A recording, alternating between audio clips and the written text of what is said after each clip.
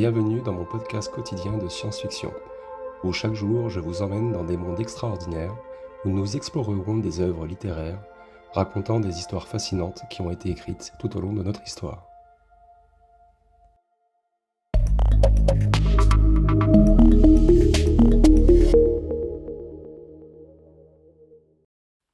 Bonjour à toutes et bonjour à tous, très chères auditrices et très chers auditeurs. J'espère que vous passez une belle journée, ou que vous avez passé une très belle journée, peu importe. En tout cas, j'espère que vous allez bien. Le sujet d'aujourd'hui, en science-fiction, on va parler de l'exploration des océans dans la SF. Et vous allez voir que c'est super intéressant. Il y a pas mal d'auteurs en fait qui pourraient vous intéresser, que vous pourriez lire plus tard, et que peut-être que vous ne connaissez pas. Donc on va faire un petit article ensemble. Vous allez voir, c'est pas très long. Il y en a pour 15-20 minutes maxi. Ça va être sympa. Alors, commençons donc l'exploration des océans, donc qui occupe bien sûr une place particulière dans la littérature de science-fiction. Ça offre une toile de fond qui est riche pour examiner les mystères insondables et les territoires inexplorés, non seulement de notre planète, mais aussi du monde extraterrestre. Et ce thème, en fait, il est fascinant car il combine l'inconnu, le danger et la beauté sublime des environnements aquatiques, tout en posant des questions sur notre propre existence et nos limites. Parlons des océans terrestres, un mystère sur la surface. Dans la littérature de science-fiction, les océans de la Terre servent souvent de cadre à des récits qui mêlent découverte et danger. Donc ça explore les abysses, aussi bien géographiques que psychologiques de l'humanité.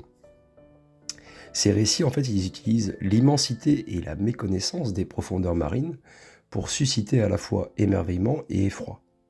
Souvent d'ailleurs en utilisant des technologies avancées ou en confrontant l'homme à des mystères ancestraux.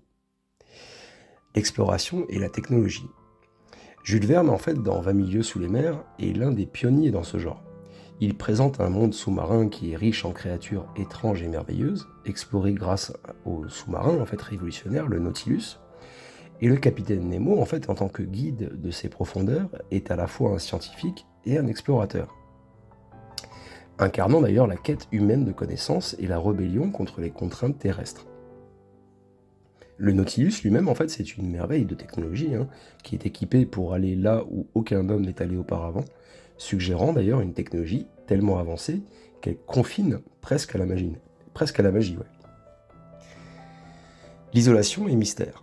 Dans un registre en fait plus contemporain, vous avez Sphère de Michael Crichton qui utilise aussi l'océan pour aborder des thèmes profonds tels que l'isolement et la confrontation à l'inconnu. Et lorsque des scientifiques sont envoyés au fond de l'océan Pacifique pour enquêter sur un vaisseau spatial qui est apparemment qui était américain et qui a échoué, ils découvrent une sphère mystérieuse capable de matérialiser les pensées de ceux qui l'entourent. Et l'océan ici, il sert de huis clos en fait, oppressant, où les personnages sont confrontés non seulement à l'inconnu extraterrestre, mais aussi à leur propre peur intérieure, amplifiée par l'isolement des abysses. On a d'autres œuvres qui sont marquantes, donc notamment par exemple Swarm de Frank Schwarzig, où les océans de la Terre en fait sont le théâtre d'une rébellion écologique contre l'humanité, et les créatures marines commencent à manifester une intelligence collective qui attaque les infrastructures humaines sur les côtes et dans les océans. Et du coup, ce roman, il est cool, parce que j'ai déjà lu, il explore l'idée en fait que l'océan n'est pas seulement un lieu de mystère et de beauté, mais aussi une entité potentiellement hostile, réagissant contre les abus écologiques des humains. D'ailleurs, ça me fait penser, ça n'a rien à voir avec l'article, mais à une série, je ne sais plus comment ça s'appelle, où c'est les animaux eux-mêmes qui se rebellent contre les hommes. Et il y a pas mal de saisons qui sont sorties, je ne me rappelle plus, il faudrait que je fasse une recherche. Bref. Ensuite, on a des réflexions sur la condition humaine. Ces histoires, en fait, tout en offrant des aventures palpitantes, elles servent également de métaphore pour les dilemmes éthiques et existentiels de l'humanité, et l'océan est souvent utilisé comme un miroir des profondeurs inexplorées de l'âme humaine, un endroit où nos désirs, nos peurs et nos aspirations les plus profondes sont réfléchis et parfois déformés. L'immensité et l'obscurité des océans sont parallèles à l'immensité et à l'obscurité de nos propres inconscients, rendant ces récits à la fois captivants et introspectifs. Ainsi, les océans terrestres dans la science-fiction, ils ne sont pas seulement des lieux de découverte technologique ou biologique, mais c'est surtout des scènes aussi qui se jouent, où se jouent en fait des drames humains universels et qui reflètent aussi nos luttes internes et nos confrontations avec l'au-delà de notre propre compréhension. Oui, c'est ça. Parlons des océans extraterrestres, quand la fiction spécule sur l'inconnu. L'exploration des océans extraterrestres, en fait, ça constitue un thème captivant dans la littérature de science-fiction, où elle élargit les horizons de notre imagination et ça nous confronte au mystère des mondes inconnus et aux possibilités infinies de formes de vie atypiques. Donc on a des entités vivantes et conscientes extraterrestres. Par exemple, vous avez Solaris de Stanislas Lem, qui est un exemple emblématique, je pense, de cette exploration. Lem, en fait, il imagine en gros un océan planétaire qui est gigantesque, d'une entité, qui est une entité gigantesque consciente, et qui est capable de créer des manifestations physiques de souvenirs humains. Et ce concept, il remet en question les frontières traditionnelles de la vie et pousse les scientifiques de l'histoire à reconsidérer non seulement ce que signifie être vivant, mais aussi comment différentes formes de conscience peuvent interagir. Et l'océan de Solaris, en agissant de manière parfois bienveillante, parfois hostile, suggère que ces entités extraterrestres pourraient avoir des motivations ou des désirs incompréhensible d'ailleurs pour l'esprit humain. Ensuite, on a les conflits et géopolitiques extraterrestres. Par exemple, vous avez dans la série The Expanse, que je vous ai recommandé dans un épisode, je ne sais plus lequel, de James Corey. En fait, les océans extraterrestres servent de toile de fond pour explorer des thèmes géopolitiques. Et les océans, en fait, sous la glace d'Encelade, en fait, par exemple, ne sont pas seulement des curiosités biologiques, mais aussi des zones de conflit intenses pour le contrôle des ressources. Et les enjeux sont élevés car l'accès à ces océans peut déterminer le pouvoir économique et politique dans un système solaire déjà fracturé par des tensions entre Terre, Mars et la ceinture d'astéroïdes. Franchement, allez voir cette série, je vous l'ai déjà recommandé, mais allez la voir, c'est une série de fous. Et les intrigues politiques d'ailleurs qui en découlent illustrent comment la découverte de nouvelles frontières, même dans l'espace, peut reproduire des schémas de conflits très humains. Ensuite, on a d'autres explorations notables. Par exemple, on a d'autres œuvres qui explorent aussi les implications des océans extraterrestres sur la science et la société. Donc, par exemple, dans 2312 de Kim Stanley Robinson, les océans en fait, d'autres planètes sont terraformés pour créer des nouveaux habitats pour l'humanité, et tout en préservant d'ailleurs des écosystèmes extraterrestres uniques. Et ces projets en fait, de terraformation, ils soulèvent des questions éthiques sur l'intervention humaine dans des environnements non terrestres et le droit des espèces indigènes à exister librement, c'est normal quoi. Donc il y a une réflexion un peu sur notre propre monde. Ces récits en fait ils servent pas seulement à divertir, ils offrent aussi également une réflexion profonde sur notre propre monde et ils posent des questions sur la durabilité, la cohabitation pacifique avec d'autres formes de vie et aussi la gestion des ressources de manière équitable. Et les océans extraterrestres, avec leurs mystères et leurs défis, agissent comme des miroirs distordants de nos propres océans, en fait, qui reflètent des problématiques écologiques et sociales urgentes. Donc, en gros, les océans extraterrestres dans la science-fiction, ils permettent de contempler des possibilités infinies, allant de l'écologie à la politique, tout en explorant d'ailleurs les dimensions les plus profondes de la condition humaine face à l'inconnu.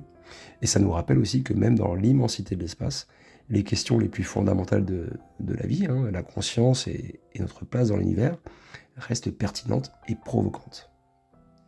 Donc il y a des thématiques à prendre en compte et des réflexions, puisque les récits de SF axés sur l'exploration océanique ne se contentent pas de dépeindre des aventures aux eaux profondes, ils engagent également une réflexion profonde sur des questions écologiques et philosophiques. C'est un peu le principe, je pense. Et ces œuvres, elles utilisent l'immensité et l'énigme des océans comme métaphore, en fait, pour explorer des thèmes plus larges concernant la condition humaine et notre interaction avec le monde naturel. Donc il y a l'écologie et la responsabilité environnementale.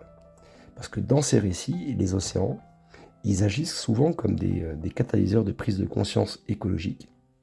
Et ça nous confronte à l'impact de l'humanité sur les milieux naturels. Et ça souligne notre responsabilité dans la préservation de ces écosystèmes qui sont vitaux pour notre propre survie. Et par exemple, il y a dans The Drowned, je ne sais pas si je dis bien, Drowned World de James Graham Ballard, qui est une vision en fait apocalyptique d'une Terre qui est submergée par les eaux et qui reflète les conséquences du réchauffement climatique. Et ça nous pousse à réfléchir sur les effets irréversibles de notre négligence environnementale. The Drowned World de James Graham Ballard, ça s'appelle, pour ceux qui ne savent pas. Je l'ai découvert quand j'ai écrit l'article. Ensuite, on a la vulnérabilité et l'introspection. Parce que l'océan est également présenté comme un miroir de l'âme humaine, et ça reflète notre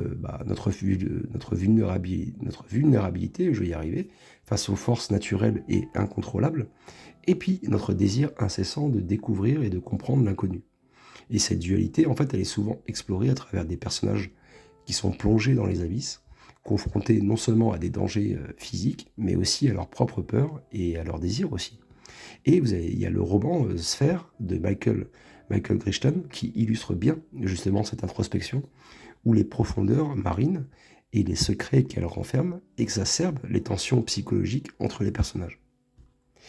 Parlons un peu de solitude et de psyché humaine, parce que l'isolement inhérent aux environnements océaniques, qu'ils soient de notre monde ou d'un autre, sert de toile de fond pour explorer la solitude et ses effets sur la psyché humaine. Et cette solitude peut amplifier les traits de caractère et transformer les désirs en obsession, et rendre du coup les peurs plus palpables. Dans Solaris, par exemple, de Stanisław Lem, eh bien, l'océan extraterrestre, il est non seulement... en fait, l'océan extraterrestre et son isolement, ils agissent non seulement comme un agent révélateur, qui force les personnages à affronter non seulement l'entité océanique mystérieuse, mais aussi leurs propres souvenirs et leurs regrets. Faisons une petite réflexion philosophique sur l'existence, assez courte. Enfin, ces récits, en fait, ça offre une méditation sur notre propre existence, et notre existence même. Ça questionne sur notre place donc, dans notre univers et notre droit à exploiter les ressources naturelles, qu'elles soient terrestres ou extraterrestres. Et la science-fiction océanique pousse à réfléchir sur ce que signifie en fait être un explorateur dans un monde où chaque action peut avoir des répercussions profondes et souvent imprévues.